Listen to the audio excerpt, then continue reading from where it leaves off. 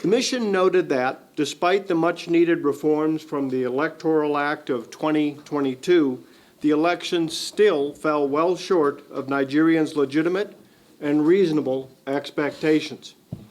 Voters' trust in the process has been shaken by INEC's lack of transparency.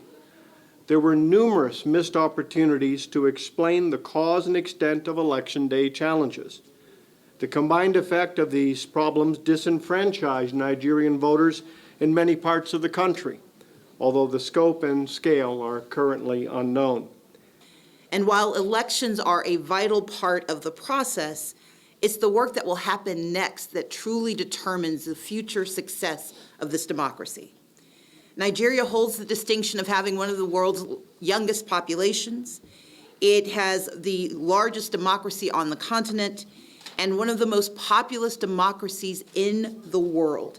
And so the credibility of the electoral process has a wide-ranging impact, not simply for the continent of Africa, but it has global meaning.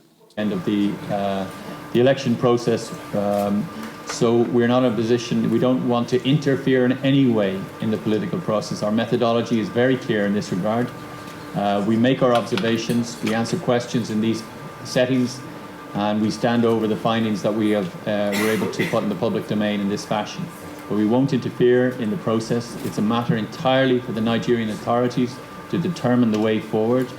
If there are challenges that we identify, it is down to the Nigerian authorities to make their decision about how they wish to proceed with those matters.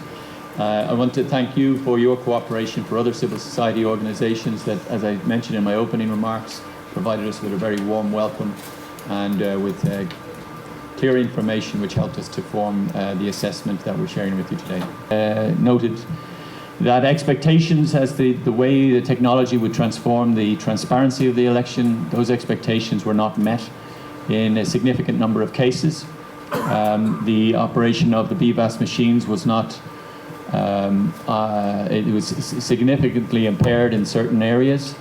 We noted the operation of IREV during the course of the evening wasn't what was expected. We noted that in some instances the offline uploading of results onto BVAS machines was not done systematically. So there were other issues that we noted, and but we don't do them on a polling unit per polling unit basis. We simply did it across all of the observations that we obtained across the entire country. And we are very conscious that the Electoral Act provides a very important legislative basis and framework that instilled a lot of trust in INEC in the run-up to the election from political participants and encouraged many people to take part.